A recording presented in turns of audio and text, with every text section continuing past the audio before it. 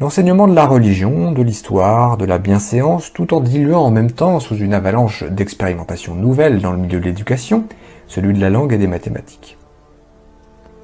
De cette manière, en enlevant aux jeunes générations toute base et toute frontière morale, toute connaissance du passé, donc toute fierté nationale, donc tout respect d'autrui, tout pouvoir par la connaissance du langage et des sciences, donc sur la réalité, nous contribuerons à fabriquer une jeunesse largement disposée à toutes les formes de délinquance.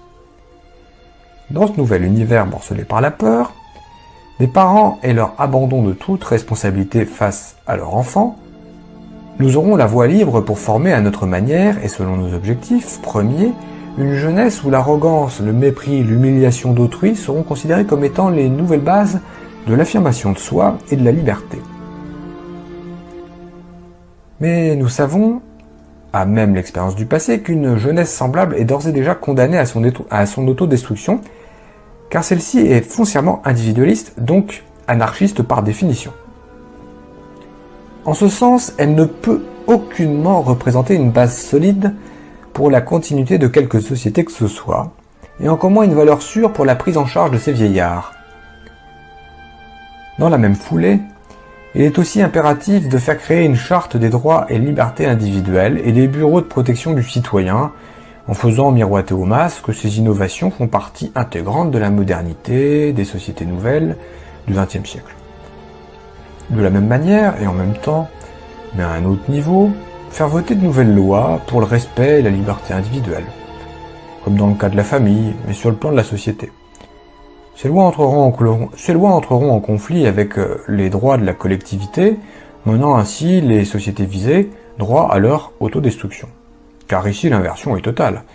Ce n'est plus la société, le droit de la majorité, qui doit être protégé contre des individus pouvant la menacer, mais bien plutôt le droit de l'individu qui se doit d'être protégé contre les menaces possibles de la majorité. Voilà le but que nous nous sommes fixés. Pour achever l'éclatement de la famille, du système d'éducation, donc de la société en général, il est primordial d'encourager la liberté sexuelle à tous les échelons de la société occidentale. Il faut réduire l'individu, donc les masses, à l'obsession de satisfaire leurs instincts primaires par tous les moyens possibles. Nous savons que cette étape représente le point culminant par lequel toute société finira par s'effondrer sur elle-même. N'en a-t-il pas été ainsi de l'Empire romain à son apogée et de toute civilisation semblable à travers l'histoire?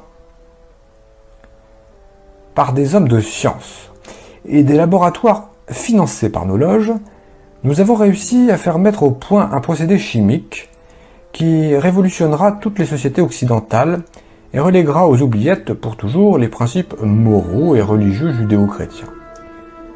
Ce procédé, sous forme de pilule, ouvrira la voie toute grande à la liberté sexuelle.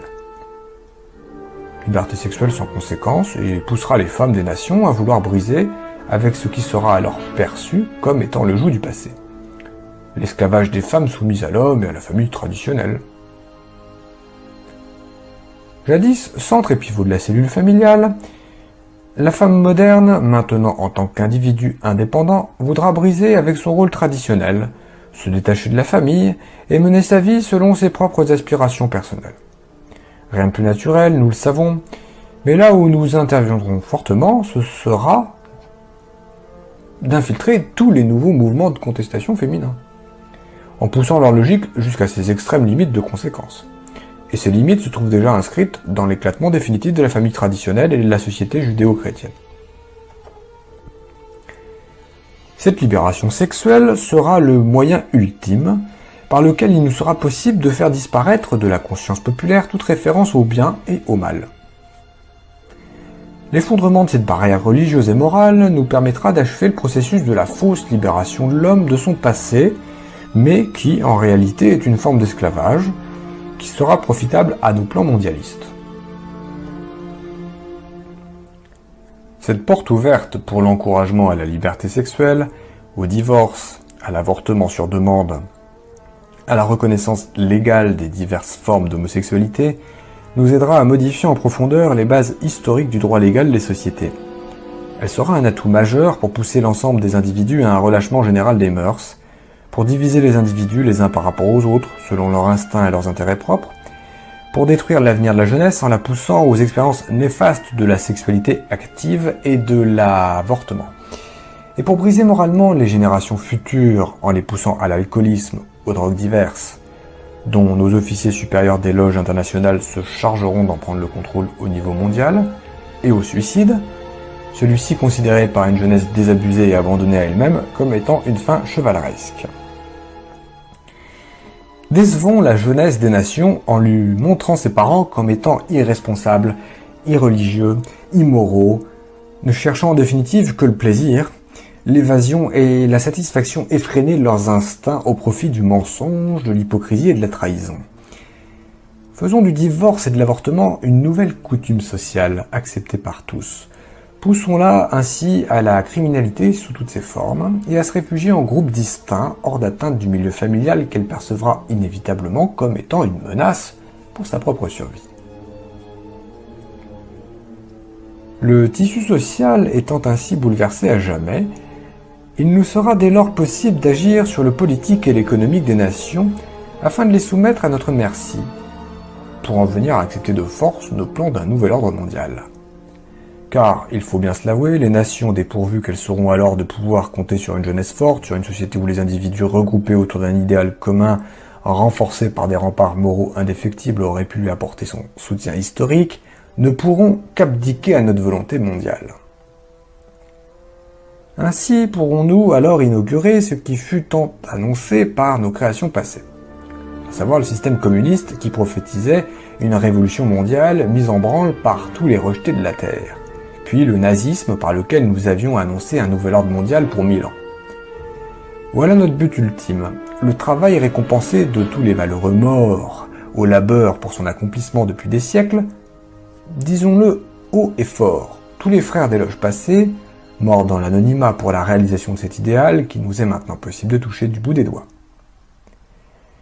Il est bien reconnu par tous que l'homme, une fois après avoir assuré ses besoins primaires, nourriture, habillement et gîte, est beaucoup plus enclin à être moins vigilant.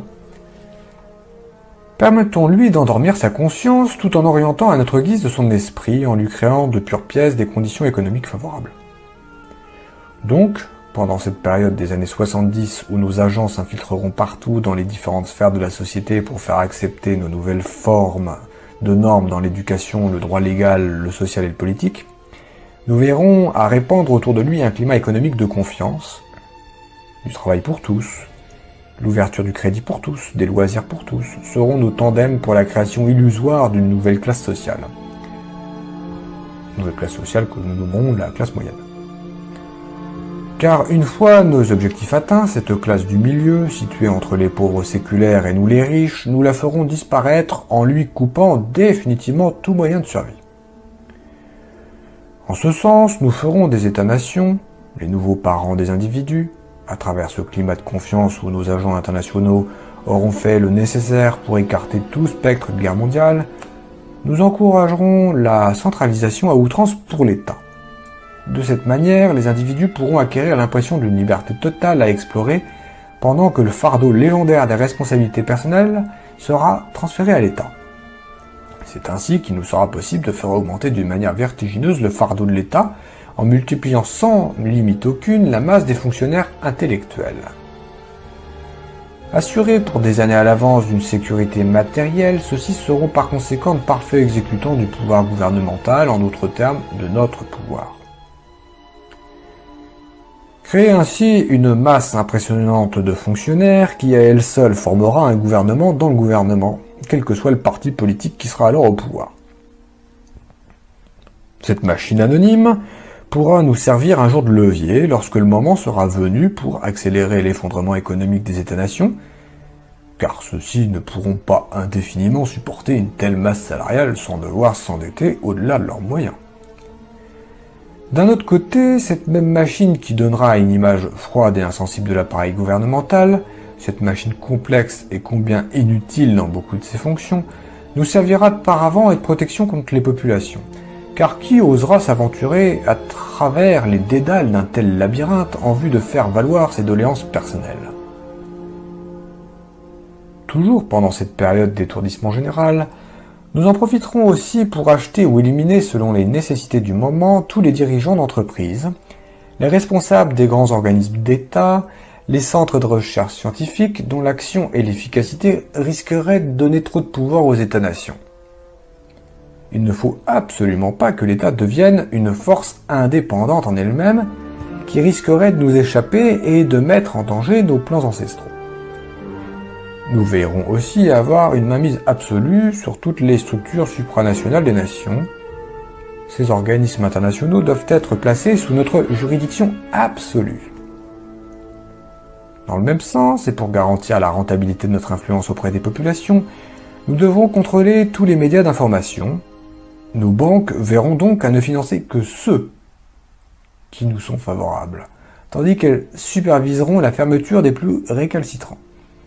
Cela devrait en principe passer presque inaperçu dans la population. Elles seront tellement absorbées par leur besoin de faire plus d'argent et de se divertir. Nous devrons nous occuper à finaliser dès maintenant la phase de dérégionalisation des régions rurales amorcée au début de la crise économique de 29. Surpeupler les villes était notre tandem de la révolution industrielle. Les propriétaires ruraux, par leur indépendance économique, leur capacité à produire à la base de l'alimentation des États, sont une menace pour nous. Et une menace pour nos plans futurs. Entassés dans les villes, ils seront plus dépendants de nos industries pour survivre. Nous ne pouvons nous permettre l'existence de groupes indépendants de notre pouvoir. Donc, éliminons les propriétaires terriens, en faisant d'eux des esclaves obéissants des industries étant sous notre contrôle. Quant aux autres, permettons-leur de s'organiser en coopératives agricoles que nos agents infiltreront pour mieux les orienter selon nos priorités futures. À travers l'État, attachons-nous à bien mettre en évidence le respect obligatoire de la diversité des cultures, des peuples, des religions, des ethnies, qui sont autant de moyens, pour nous, pour faire passer la liberté individuelle avant la notion d'unité nationale, ce qui nous permettra de mieux diviser les populations des États-nations et ainsi les affaiblir dans leur autorité et dans leur capacité de manœuvrer. Poussé à ses extrêmes limites, mais sur le plan international, ce concept dans le futur poussera les ethnies des différentes nations à se regrouper pour revendiquer et individuellement chacune leur propre part du pouvoir, ce qui achèvera de ruiner les nations et de les faire éclater dans des guerres interminables. Lorsque les États-nations seront ainsi affaiblis par autant de luttes intestines, toutes fondées sur la reconnaissance des droits des minorités à leur indépendance, que les nationalistes divisés en différentes factions culturelles et religieuses s'opposeront aveuglément dans des luttes sans issue, que la jeunesse aura totalement perdu contact avec ses racines, alors nous pourrons nous servir des Nations Unies pour commencer à imposer notre nouvel ordre mondial. D'ailleurs, à ce stade-là, les idéaux humanitaires, sociaux et historiques des États-nations auront depuis longtemps éclaté sous la pression des divisions intérieures. Fin du document des 666, daté de fin juin 1967.